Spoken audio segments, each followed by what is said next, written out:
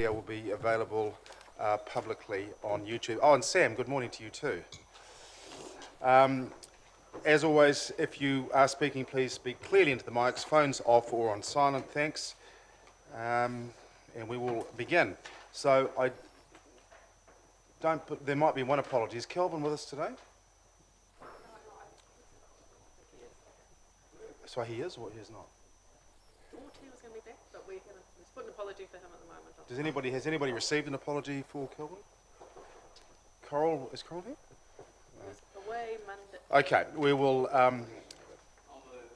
Thank you, Larry. Second, Tina, thank you very much. All those in favour, against and carried, thank you for Kelvin. Moving to the public forum, Deborah Turner, talking about the Tauranga bus service and safety of bus stops. Deborah, welcome. Please grab one of the seats there. I think you know the drill, but there's a little blue, mauve, purple button to press when you want to talk. You have 10 minutes, Deborah. We look forward to hearing from you. Thank you.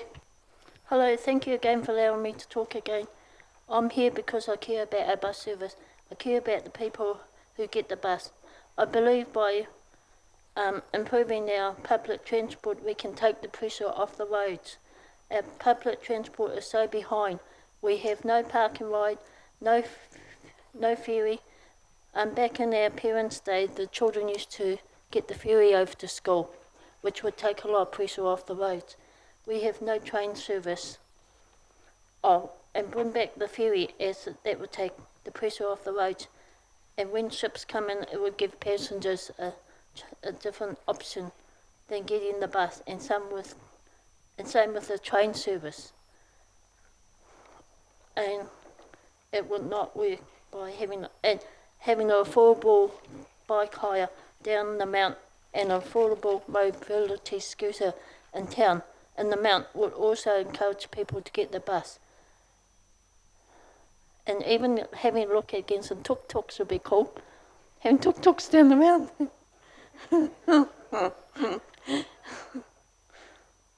Down the mount, the City Council spent $2 million saving the underpass. How about doing the same to improve our bus service? What would you do? What would you do if you had to walk 20 minutes to a bus stop? Would you take the bus or would you take the car? Would you walk in the cold and wet or would you take the car? Would you take 2 to 3 buses to wasting time getting somewhere or would you take the car? What would you do if you wanted to go out for a meal and by the time you get there, it's time to come home? I used to go down to the mount to see the ships go out. By the time I got there, I had to come home again. So, would you take the car? It's true though. What would you do if you were having bags to carry and had to walk 10 minutes to the bus stop, which is really time consuming? Or would you take the car? So you got to look into it. Would you stand up and fight for a better bus service that's fair for more people, including the elderly with disabilities, which some have lost their bus stops? Some of you could be relying on the bus one day. Or are you going to be the one that says, honey, I'm not going out today, it's too wet and cold? And wish you had done more to fix it. Be happy staying home feeling sorry for yourself because it's too far to walk or too wet or you don't have the money. I was reading a while back on how the City Council would like to, what am I doing? The City Council would like to, but I heard from one of the bus drivers that the regional council don't want to hand it over. He reckons the City Council would be better running the buses as some people find them cold. Have you looked into giving a vote to the people of Tauranga on who they would like the bus service run by and how is it run? And the regional council has done not much to fix our Papamoa run. I have been to 3 meetings now and still we don't have a full-time bus into the city from Papamoa. The last one that leaving Patton Island 8:20 in the morning. We don't even have one on the weekends. did not want to say, a lot of people did not want a big change installed. I did not want a big change like that. They did, and I still hear from people say, why do it when it was not even broken? But most cases, people from Pepamara have to get 3 buses, even if they run the buses anti-clockwise. They would free up the buses to travel elsewhere. Even Ranatapu has a better bus service than our 36 bus, and Pepamara has way more people. About 10 years ago, they stopped the bus from Ranatapu as there was not enough people to catch it. There was an elderly man called Eddie. He used to get the bus every day until they took the bus stop away from him. And he was an elderly man which I met on the bus, and he was talking to me on how he was not looking forward to having the bus stop taken away. And I said I would fight for a bus stop to come past him again. And I would try and get a seat for him outside his house, as he cannot stand for a long time and people keep taking his seat. I got talking to an old lady on Grayson on Saturday, and how she wished the bus went to gate number 3 at the cemetery, as she finds it too hard to walk that far. She was taking flowers to her husband, and I just got talking to her. I get talking to a lot of people. There were so many more. There are so many more people like that that have lost their bus stops.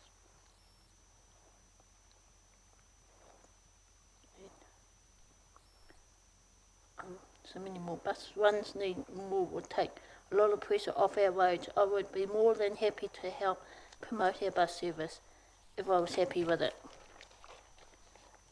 We have a local polytech that could help with promotion. Tempe Power did an amazing job promoting our city after lockdown. We have the Bay of Plenty Times, also Rosalie Crawford did an amazing job promoting our bus service. And Samantha Mosen does an amazing job for the Bay of Plenty Times. That could help. Even having deals with the shops and restaurants or movies, encouraging people to get the bus into town. The regional council keeps trying to fix our bus service by adding more buses, which I find a bit of waste of ratepayers' money. That's one of the reasons why I said no to a rate increase. They have buses out of service, wasting more money. If I was to sit at the bus stop in town and get paid for every bus that was not in service, I could soon make a few $100s a day, or even have a drink. I would soon be drunk or legless.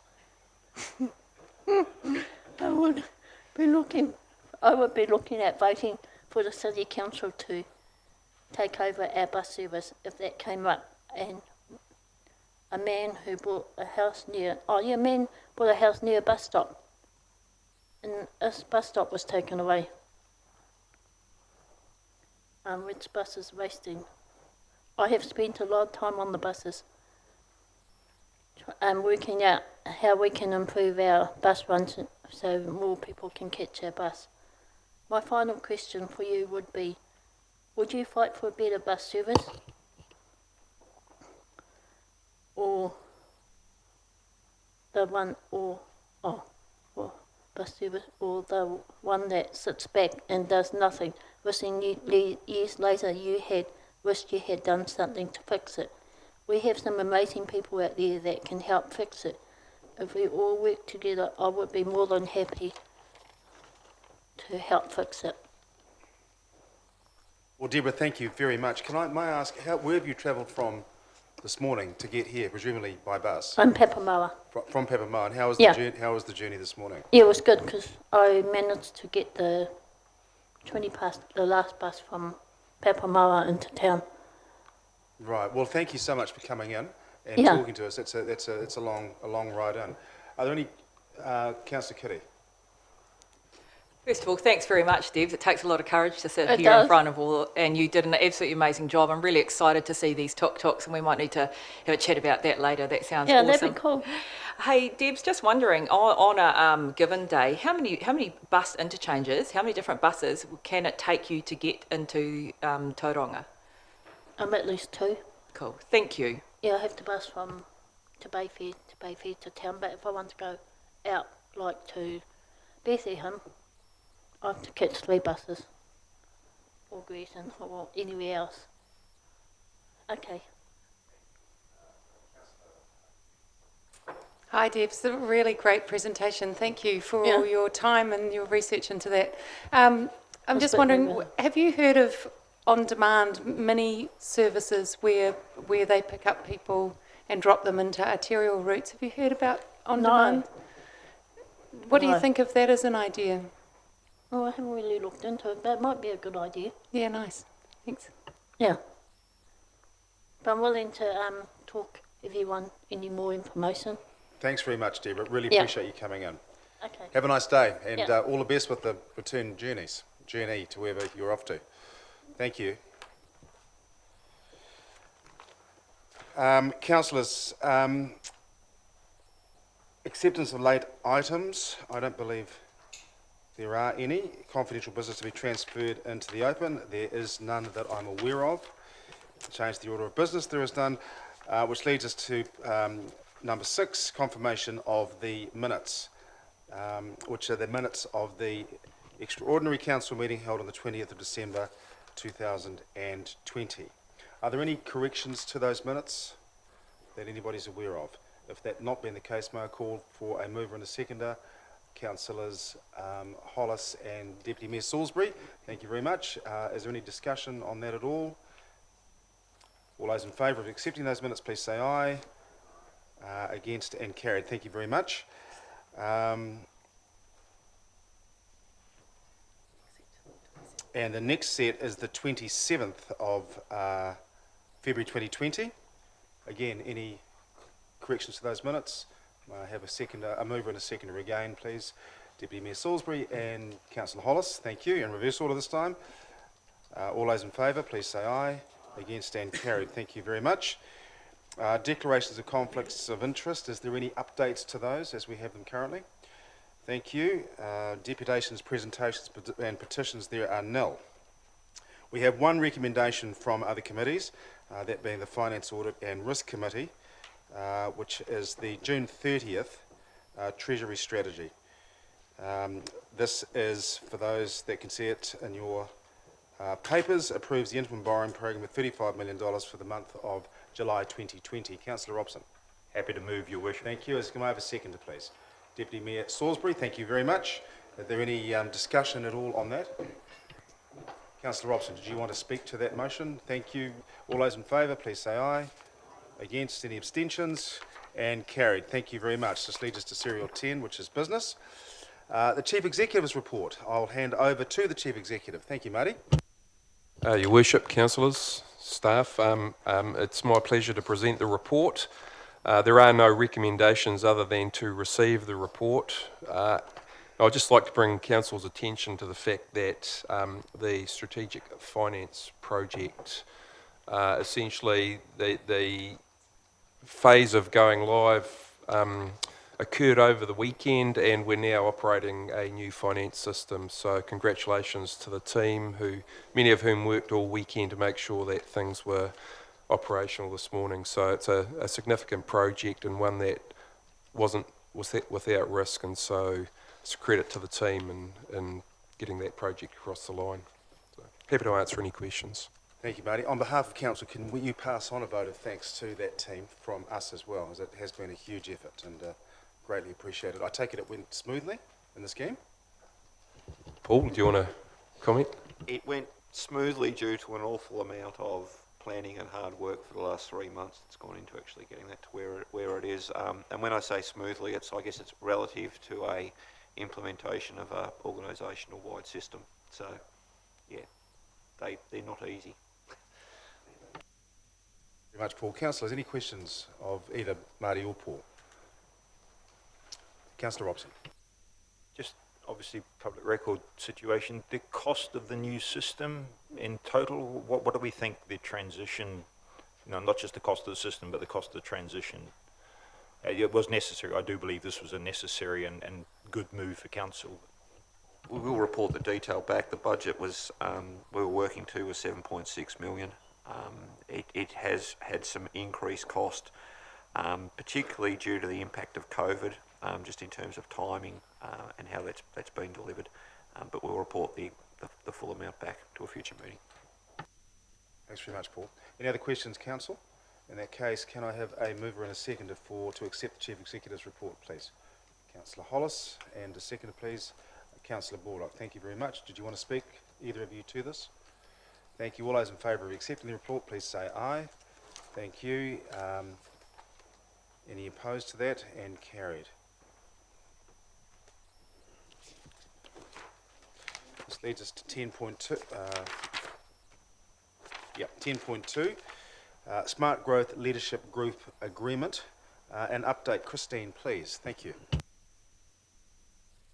As elected members will be aware, you approved the agreement at a previous council meeting. There were still discussions underway in terms of alternates. So in the knowledge of that, when the council passed the resolution in terms of the deputy mayor, you also passed the resolution to appoint the deputy mayor should there be an alternates system introduced. All this is doing is formalising that alternate system and approving the modified agreement to reflect that. Thanks very much, Christine. Any questions of Christine on that? Thank you very much, Councillor Baldock. Seconded by Councillor Robson. Any discussion other than that? Thank you. All those in favour, please say aye. Thank you. Opposed and carried. Thanks so much. 10.3, minor amendments to the local election policy maps. Ariel, thank you very much. We have Ariel. Stuart, are you talking too? Do you want to? Thanks, Ariel.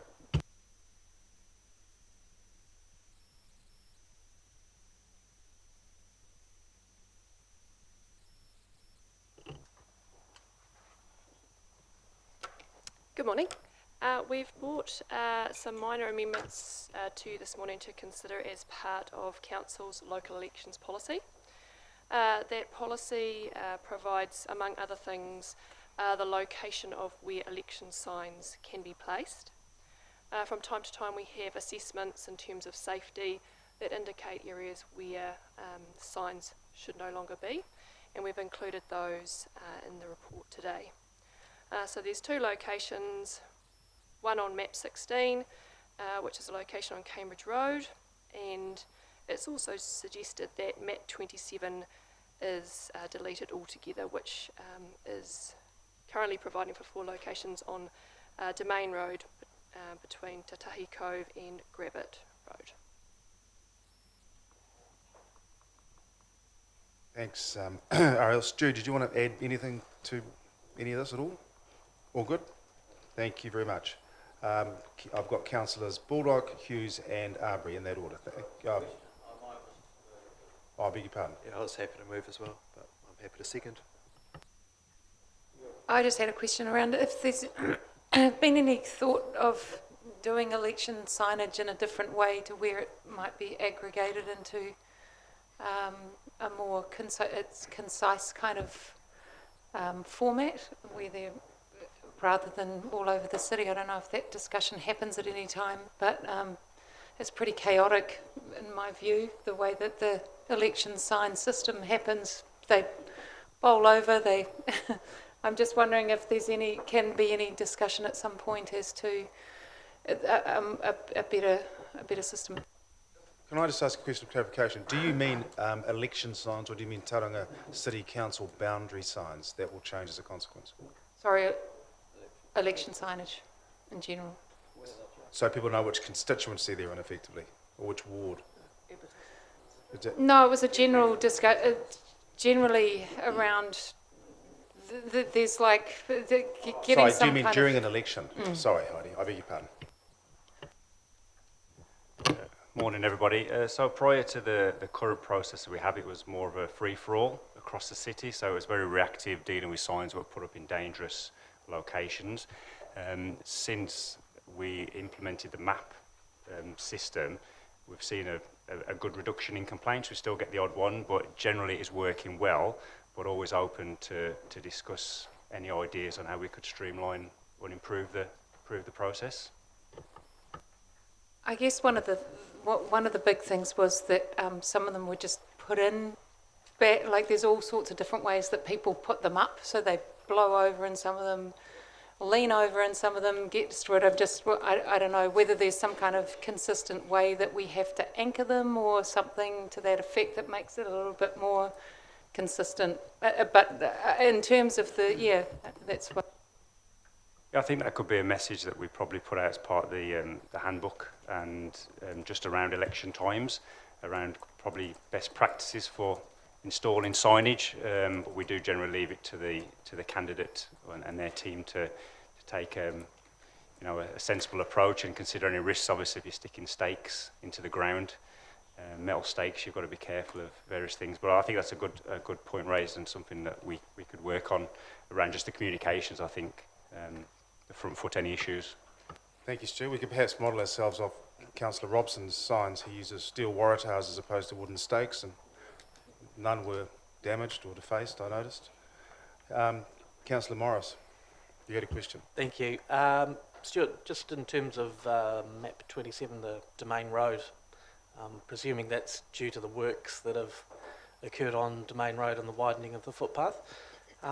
However, have you noticed that the ticked election candidates have already put their signs up and down there, so they've found a way to display their signs there without impinging on the footpath? So in light of that, do you think that perhaps there is space on Domain Road after all? So the decision to remove that site was actually a transportation decision, because they have obviously the roading engineers, so it's not really my area of expertise, but I could have a word with them maybe to go out and have a visit at the site. But the feedback from them were that due to the reduced berm space and all the works, that it was no longer suitable. And I think those signs have gone up because we're trying to get this through fairly quickly. Obviously, people have been looking at the maps and putting signage to those sites, because as far as they're concerned, on our website, it's still an approved location. Thank you, Stu. Any other questions, councillors? So I had Councillor Baldock moving, as I understand, and Councillor Arbery seconding. Did you want to speak to this? Just briefly, I agree with the one at Cambridge Road. I've tried to hang there on one leg and blow in the wind to put a sign up, so it's not a safe spot. Otherwise, they're both sensible things. Thank you. Councillor Arbery. Any other comments, anyone? Very good. All those in favour, please say aye. Against, abstentions and carried. Thank you very much. Leads us to 10.4, the Code of Conduct. Thanks very much, Ariel. And Stu, thank you. Coral, thank you very much.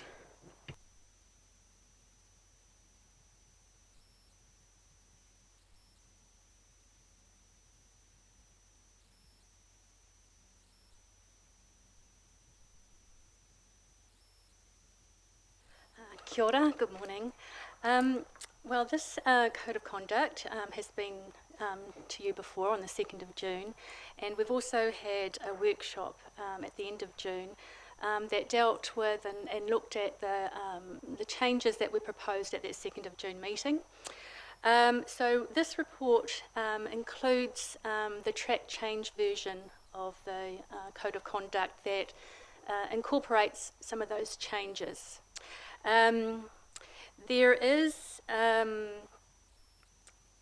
it's been highlighted to me that in Appendix C, which is the Declaration of Interest, it doesn't quite line up with your, what it says in 9.1, which is on page 81 of your agenda. And it would be good if all the parts of your Register of Interest form actually lines up with the 9.1 of your code. So thank you, Councillor Baldock, for highlighting that. So I would then suggest that we would put in that Part E on the form is the same as Part E in 9.1, which talks about declaring non-pecuniary interests. So just to be, very clear about that. So that would be the only change that I'm recommending from my report. But what I do want to take you through is kind of the series of recommendations around the Code of Conduct Committee, because that is, the decision that you can make today. So there's a couple of and/ors in there. So I'm hoping if you go to paragraph 31 on page 56, I have set out the kind of, if you have a decision, this is what the recommendation that you want. So if I just take you through that, I'm hoping that it's very clear, but it may not be. Basically, your decision to adopt the Code of Conduct is separate to your decision to include a Code of Conduct Committee. So you can adopt your Code of Conduct because it does make reference in there to complaints going to the Council or a Code of Conduct Committee if you've established one. So if you haven't established one, then your complaints don't go there, obviously. I think self-evident. So if you do, you can adopt your Code of Conduct and you'll need 75% majority to do so, to do that. And that is, there's 10 of you today, so you'll need eight to make changes. So you need it's a higher threshold than just your normal decision making. And then you can decide whether or not you want to establish a Code of Conduct Committee. So if you do want to have the choice, then you have Resolution D and Resolution E. But if you just want to have the council only, then it is Resolution D. Yes. And then if you you can at any time keep in your Code of Conduct this reference to a Code of Conduct Committee, and you can come back and establish it at another time. Yep. So hopefully those are the choices that you have to make today. It has been recommended by the LGNZ guidance and their working party around establishing a Code of Conduct Committee. But I notice that they're not really that prevalent around the country. So it's entirely your choice about what you want to do with that. So I'm hoping that that is quite clear. If you want to remove all reference to the Code of Conduct Committee in the actual code itself, then you will need to have that decided before you resolve your 75% to adopt it. Is that Thank you, Coral. clear? I'm hoping it's clear. Thank you very much, Coral. Councillor Baldock. Yeah, thanks. And I'd indicate happy to move A, B, C and E after questions. But my question, Coral, is just to clarify what you just said about the 75%. This is the first time we're adopting a Code of Conduct. We carried on with the one from last triennium. So I was just unclear as to what you were referring to about that the revocation 75% thing. If we do A, B, C and E today, it's the first time that we have voted on that. It's only if we were changing it later that we would need 75%. Is that what you were saying or not? What I'm saying is that you can agree to adopt the Code of Conduct in Attachment 1, which is your option 1, and you would need 75% to do that because you're changing the Code of Conduct, and you need 75% vote. And then you can come back and decide whether or not you want to establish a Code of Conduct Committee. And you don't need 75% to do the establishment of a Code of Conduct Committee, would be my thought. I'm just thinking back to when we adopted the standing orders. and they were amended from the previous triennium. But I don't recall, I mean, we did have 75%, but I don't recall us having to have 75% to adopt it. Maybe it just happened. It's both of those, standing orders and code of conduct, you do need 75%. They're a higher threshold than, normally you just have a majority decision. All right, thank you, Coral. Councillor Border, you're happy to move, as you said, A, B, C and E? Yep. I'm just clarifying that. Councillor Morris. Thank you, Coral. Just in terms of a committee, in E2 it talks about 2 non-elected members appointed by the council on the basis of relevant knowledge, experience, etc. How does that work in practice? So one would assume that if you have a code of conduct committee, it is because one of the reasons may be that the council thinks that it's conflicted, and yet it's appointing people to do the hearing. So how does that kind of work? The code of conduct states that a decision on whether a code of conduct goes to the code of conduct committee in the first place is a council decision. So, but of course you have to have established the committee. We haven't established a committee previously. I'm assuming that what it talks about in the report and what it talks about in the LGNZ guidelines, this idea of neutrality, that you would have people like potentially ex-judges or that type of QCs or whatever, quite high caliber people who are used to investigations and making decisions around those kinds of things, and you would set that up prior to a breach occurring, and you would have you would ask for expressions of interest. I imagine there would be a process of going through and determining those people, and there would probably also need to be some remuneration provided to those people. Thank you. So if we adopt E today, then there would be another paper coming to us potentially around recruitment in the unlikely event that we'd ever need to embark on a code of conduct procedure. Correct? Yeah. And you've in resolution E3,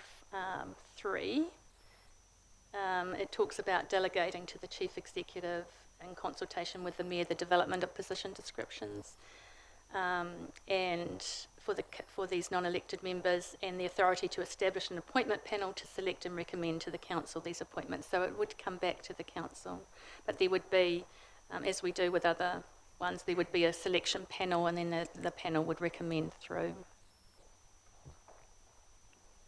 Councillor Robson. Yeah, it's about content. As you said, this has come before us once in committee, and then we've had a workshop on it, and I've had sort of chance and opportunity to reflect. And I'm wondering how tight we can be on some aspects of the transparency side. On the gift register side, is the $100 figure a standard figure in your experience of other councils? And what would be the impact of lowering that figure? That figure is entirely up to you to choose. I think the current one is $50. I'll stand to be corrected by that. Is it? Yeah, it's probably, is it 100 now? Yeah, okay.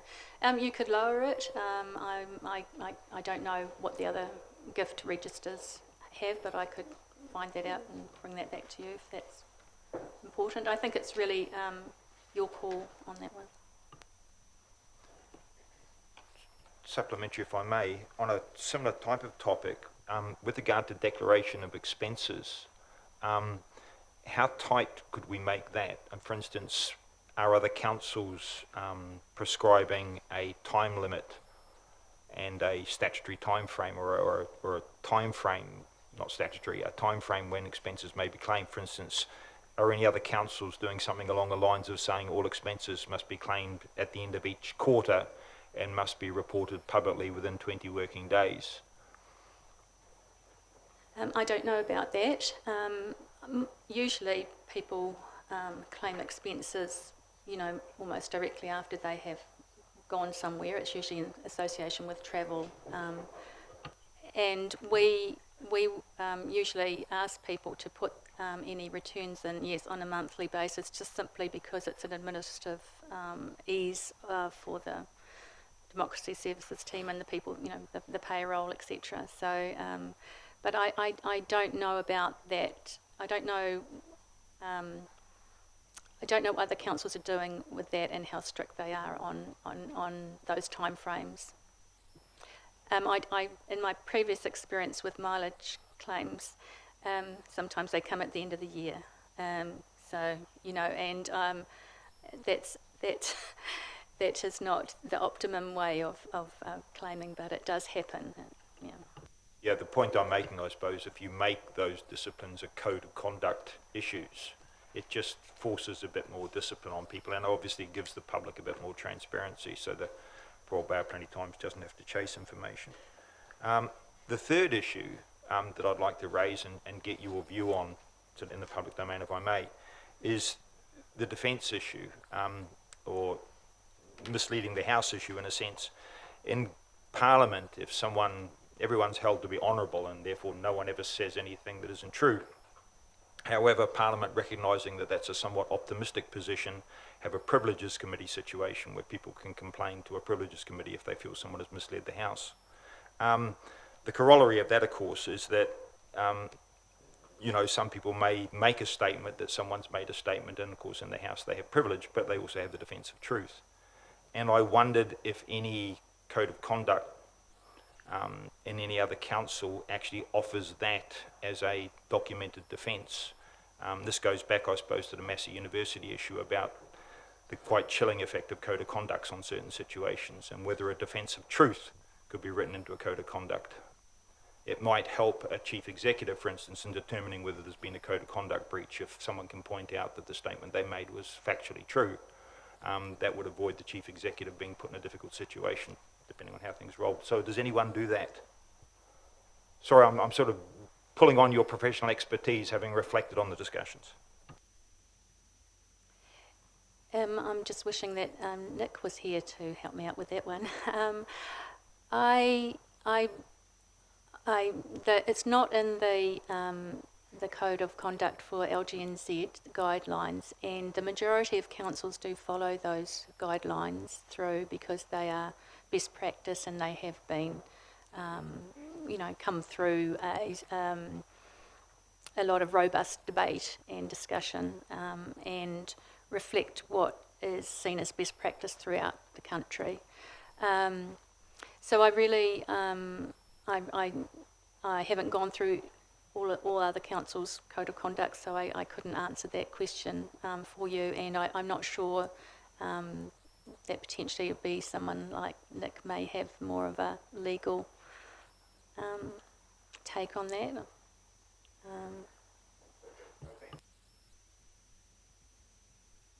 Thank you very much, Coral, for answering those questions. Councillors, Councillor Morris. Thank you. Final question for me, just for clarification in terms of council process should a code of conduct complaint come to us and E is passed. Does council have the opportunity to decide to hear the complaint itself, or if E is passed, would that automatically go to a committee and bypass the council? So in your code of conduct, it says that the council makes the decision as to whether it hears it or whether it refers it to a code of conduct committee. But once you have referred it to the code of conduct committee, it has the delegated powers, if you agree with the recommendations, to make a decision and to put in any breaches. So once you've delegated it off, you know that's it. The code of conduct committee has the power to hear and make decisions on the breach. So, sorry, just for clarification, so that would be at the time, should the occurrence happen, not now, one wouldn't be delegating to a committee now with this decision, is that right? If you agree with the recommendations to establish a Code of Conduct Committee that's in the report, then that Code of Conduct Committee would be established now, because it's too late once a breach has happened to get that committee established. So you would have established a committee and given them that delegated power. However, whether they're called in to do their work or not would depend on the council agreeing to a code going to a complaint going to that committee. Request to the Mayor that this resolution be taken in parts, please. Councillor Bullock. Yes, well, I'll move to test the support of council, A, B, C and E, with the recommended change that Coral referred to in terms of the members' declaration, that it line up with what our form actually says in regard to community organisations and so on. Indeed, I'm happy to second that. Thank you. Did you want to... Thank you. Yes, and speaking to it, I mean, we are passing today Code of Conduct. We've had one in place, but it's taken us some time to work through this. The Code of Conduct is a very important document for us, as we do need to behave in ways that are acceptable. It sets a very high bar. The relationship test between ourselves, says that all of our performance needs to maintain public confidence, is open, honest and courteous, is focused on issues rather than personalities. These are high bars, and I think all of us need this Code of Conduct and standing orders, really, because the two work together. Because we will all fail at some time, and we need to be brought to account occasionally to remind that we are elected to represent the community, and how we behave is very important. The issues around media and social media, that all comments must be consistent with the Code of Conduct. And I heard a long time ago a very important quote which said, "A law without a consequence is only advice." And at the moment, I think to some extent our council operates as though standing orders and Code of Conduct are simply advice. We are not observing them sufficiently. A lot of people think I'm the standing orders freak because I kind of bring things up, but I'm not the expert by any means. Learning standing orders and Code of Conduct is an ongoing learning experience as you begin the journey of an elected member. But I believe our relationship with the community and the respect people give us is important. And therefore there needs to be a robust way of having accountability in keeping these things. Standing Orders 20.2 says that everyone has to behave consistent with the Code of Conduct. And in our meetings, basically it's the chair which will observe those standing orders and make sure things happen properly.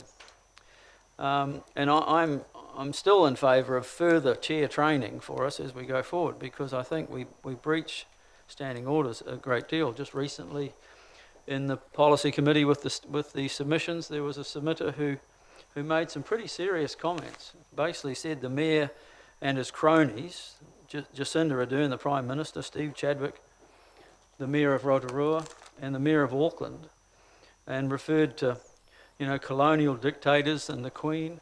I mean, those things are meant to be stopped in their tracks. And although I raised point of orders at the time, it carried on. Sometimes we like to keep the peace and allow things to happen, but some things, I would hate to think that we were the only council that allowed other mayors and other jurisdictions, as well as our own mayor, to be criticised by submitters who come in. But once the meeting's over, there's no further recourse. The chair must preside and must do it. But with the Code of Conduct for our activities outside of the chamber, this Code of Conduct applies. That's why it's important, I believe, to adopt E and have, on occasion, an independent panel that can address the issues of breaches.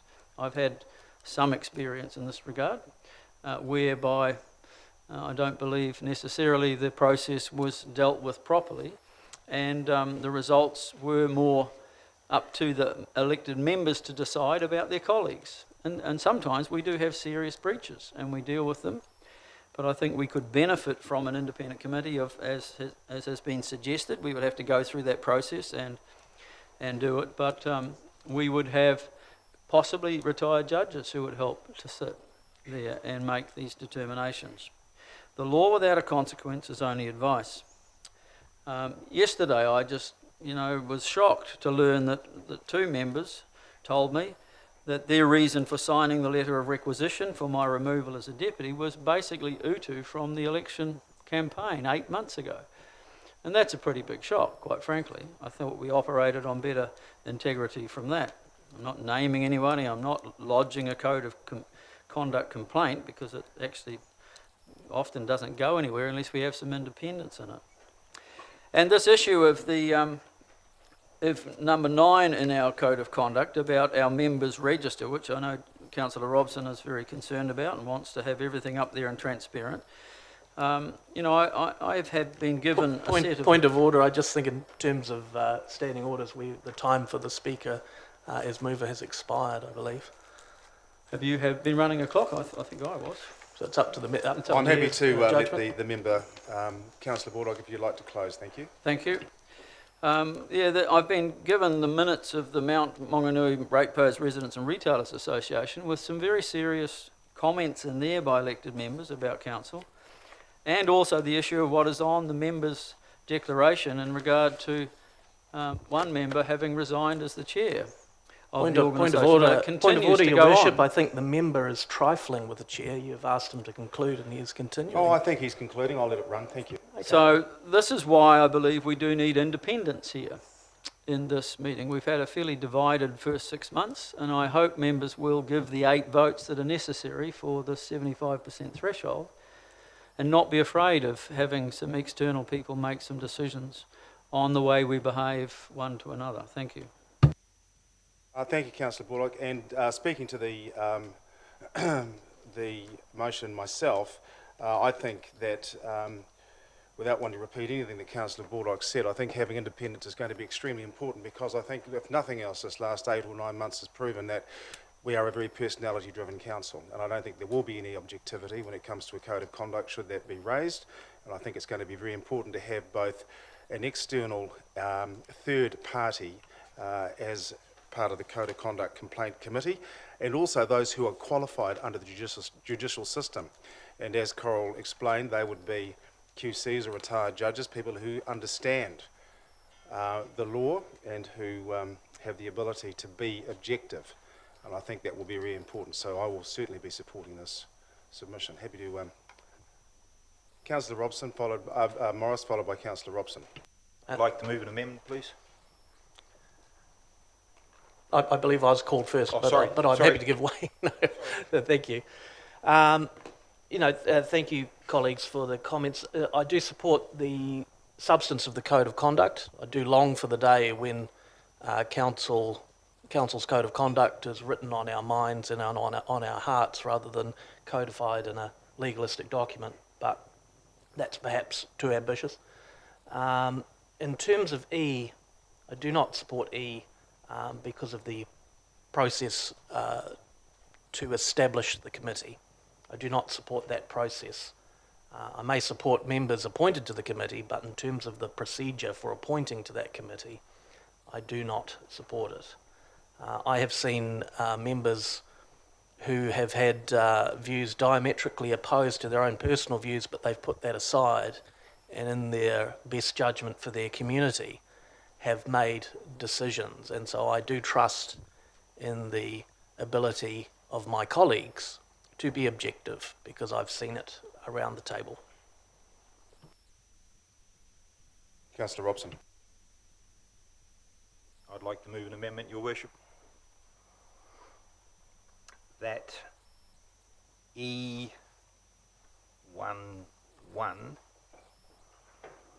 be deleted and that E12 be changed to read 3 non-elected members.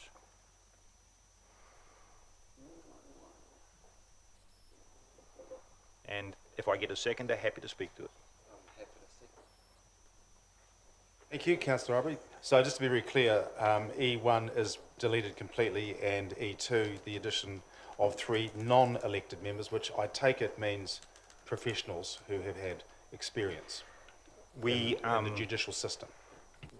That's not actually specified anywhere, and I may have a subsequent amendment with regard to that, but step at a time, step at a time. I just want to work through the issues that I believe were identified by Councillor Baldock as the mover and address one obvious one. My amendment is that we delete E11 as it's currently written, and that E12, which would effectively become the new E11, would read 3 non-elected members. Right. If I have a seconder, I'm happy to speak. You have a seconder in Councillor Aubrey. Oh, thank you. And I think the Councillor Baldock raised an issue about the fact that this is a political body, and that is a truth. He would have a strong defence of truth if anyone complained that that wasn't an accurate representation of this body. And that being the case, one might reasonably argue that whoever's elected mayor is the most successful, cleverest, smartest, successful politician in the city because they've managed to achieve that high office. But it comes through a political process. By definition, they are the ultimate politician. And if we want to depoliticise the complaints, the Code of Conduct complaints issue, then we should take the supreme politician certainly out of the process. And that's the reason I'm suggesting this, on the basis of the arguments advanced by my colleague, Councillor Baldock, and I thank him for raising the issue. Well said. As the Supreme Admiral General that you are making it out to be. The dictator springs to mind. Councillor Aubrey. Yeah, I won't call you the Supreme Leader. It has bad connotations. Yeah, again, just using the scale of how important things are, I think Code of Conduct complaints are always going to be messy, but I think getting some independence is probably a way to reduce that messiness a little bit. And Tenby and Tina, you're both part of the 11, so I think having independence is important in the process. Very good. I'm tempted to say Aladdin at this point. Is there anybody else that would like to speak to this? Councillor Baldock. Yeah, I think it's an acceptable amendment. If we truly want the independence, I think it hits the nail on the head. I mean, one did say that if the mayor had a conflict, you know, he would step aside. But I think if we just take it out of that position and say, look, let's get 3 very independent people to make these decisions, it would be a good step forward. And it certainly has my support too. The only amendment that I'd make to that is that those 3 are qualified, as Coral described previously. I'd like to think that they are QCs or retired judges or something similar who have the ability to act in respect of that level of independence, understanding the Code of Conduct in terms of its legal framing. Ranger. Could we include then in that case qualified, non-elected members? The amendment that I'd like to have is legally qualified, if that's acceptable.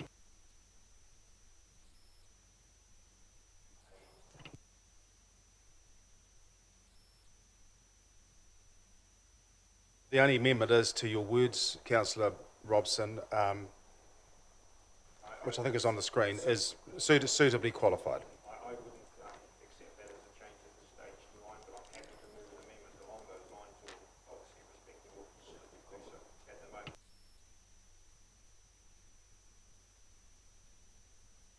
Councillor Aubrey?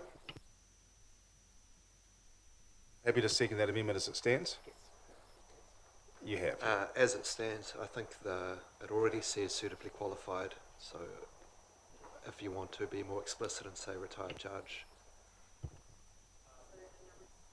So if I could help Yes, thank you, the Coral. council, that if number 3 that is Robin's just highlighted, that talks about delegating to the chief executive in consultation with the mayor the development of the position description, including the experience, knowledge and qualification skills sought for those non-elected members, and the authority to establish an appointment panel, and then to recommend to the council these appointments. And I don't know if the CE wants to comment about that further. Through the chair, look, I think there's sufficient in there to ensure that any appointments to this committee are suitably qualified and appropriately acceptable to all parties.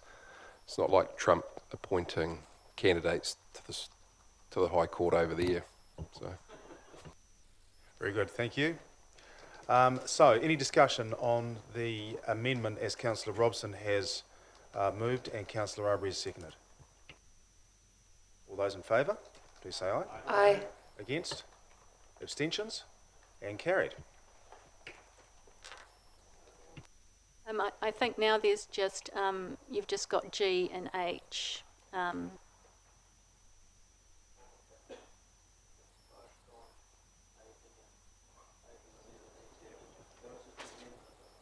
Oh, sorry, that was just an amendment to the substandard. We've got to vote on Yeah. the substantive now, yeah. Yeah. Councillor Robson.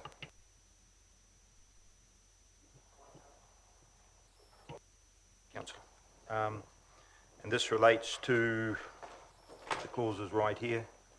So we're now in 2, same part, 2,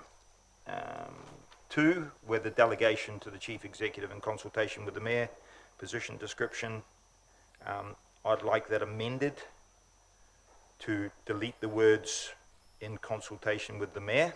So it reads, delegates to the Chief Executive the development of the position description and qualification skills. I think that the Chief Executive has the staff to draw on this space, and they are obviously politically neutral.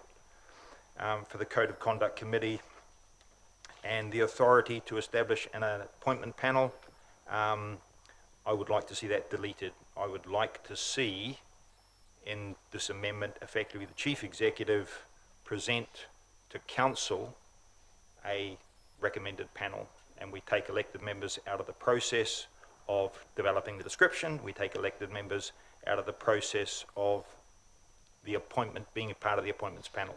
So again, depoliticise that clause if that's possible. I'm happy to second that.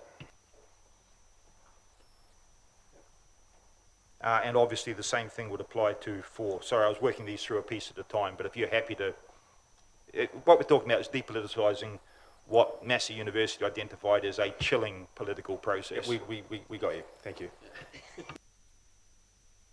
Any discussion? Any further discussion on that? I don't have any. Members? We have it. I seconded it. All those in favour, please say aye. Aye. Carried. Against. Abstentions. Heidi. And you're in favour of this? And carried. Thank you very much. Yep. So at this point, we are about to move the substantive motion. I haven't yet spoken to the substantive motion, Your Worship. I have one further amendment, and that's with regard to the gifting. And I am firmly of the view that all gifts should be declared.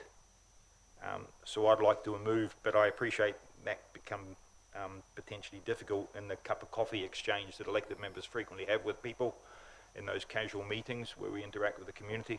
I'd like to see the figure though drop to $20 and that a declaration be made not just of the sum but who the exchange was from and the situation of the exchange. So that's with regard to the gift register. To drop the $100 limit to 20 and that it's specified with whom the exchange was made and the situation of the exchange.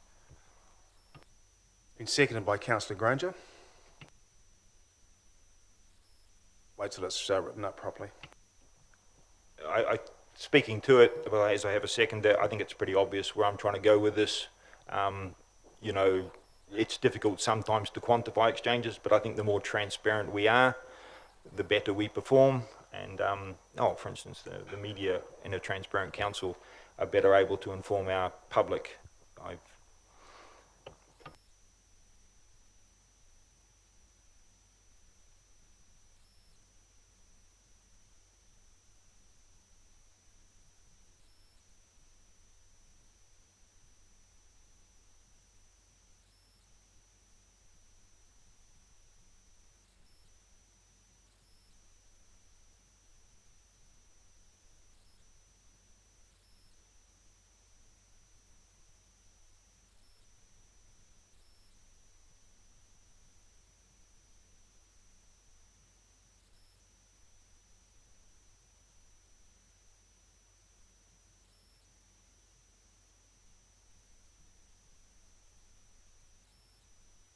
Just one moment, please, Councillor. Councillor Granger, did you want to speak to this? No, I think that okay. Councillor Bulldog. Yeah, I'm just maybe wanting to ask clarification, and maybe from the Chief Executive or from Coral. If you have such a low figure, there probably needs to be at some point a better description of a gift in order for us to be guided properly. If it is all encompassing and you get to a point of a lunch and so on, then we need to just simply know that. It shouldn't be left to somewhat of our own interpretations of it, I think. I just, when you get down to $20, you can be inadvertently in error and yet not intentionally, and certainly the purpose of a gift register is to try and highlight the potential of bribes and corruption. It's not about just meeting with members of the public and so on and having someone say, I've got this or you've got it. So I just wonder, Chief Executive, if you'd comment on your view of that in terms of how many times we might find codes of conduct being lodged.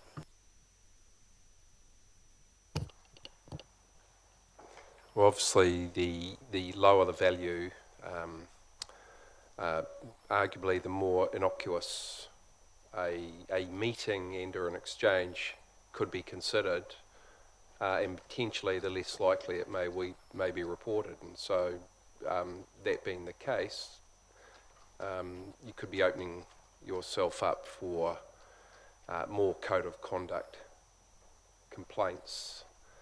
So I think it's a matter of reasonableness, and it's something that Council could and should discuss at what they believe is reasonable. Now, there's an amendment, which in my view Council should discuss whether or not every time there's a cup of coffee and a scone exchanged as part of your role as Councillor, whether that should be considered a gift or not. So it's really a matter for Council to determine.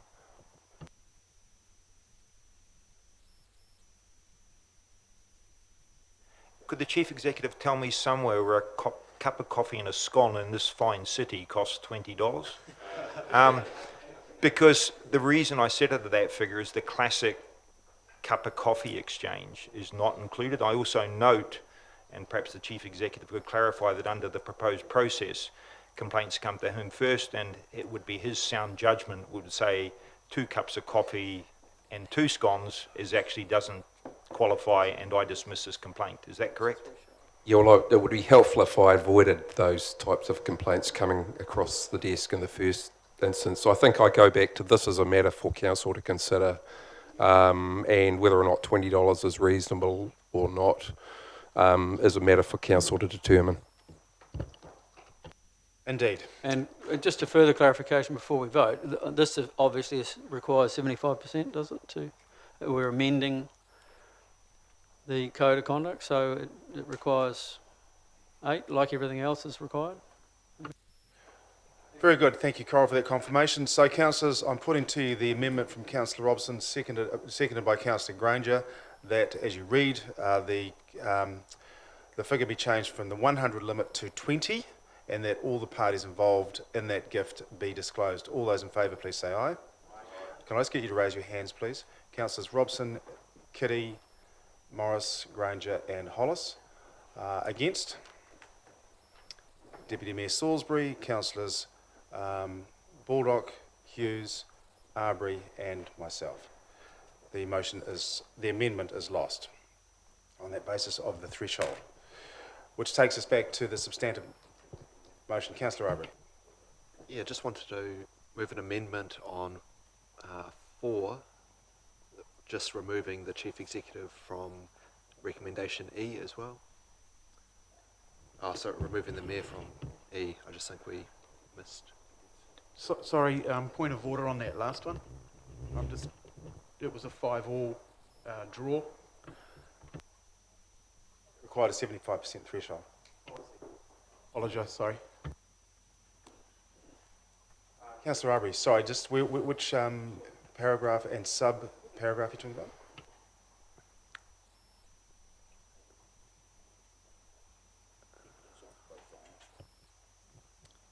So under Section E, Part 4, in consultation with the Mayor. In the amendment that I moved, I asked to depoliticise both 3 and 4, and council outreach check. Oh, okay. Okay, right. so just a, Thank you. maybe a point of clarification. Understood.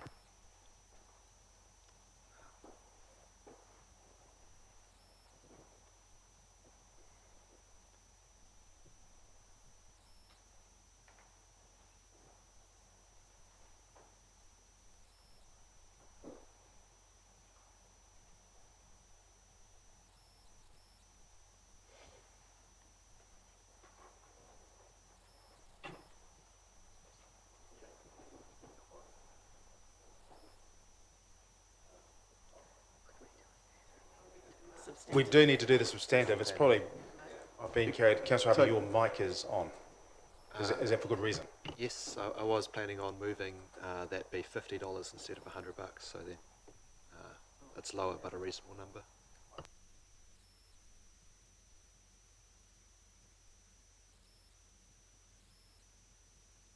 The wording, I take it, remains the same other than just the figures changing to 50.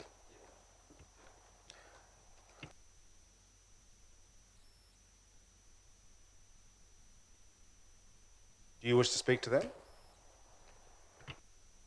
Just to avoid a 5-5 split really and tension later on. Right. Councillor Hollis.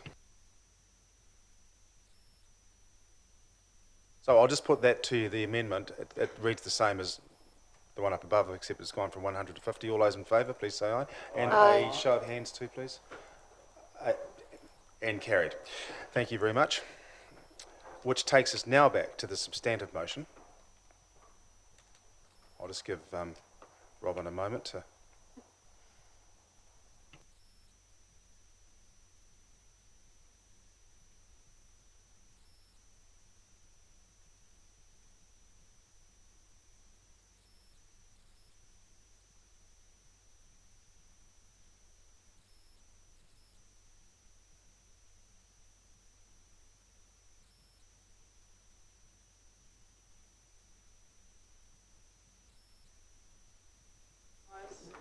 Do we need to adjourn, or are we aware of what we've agreed to here?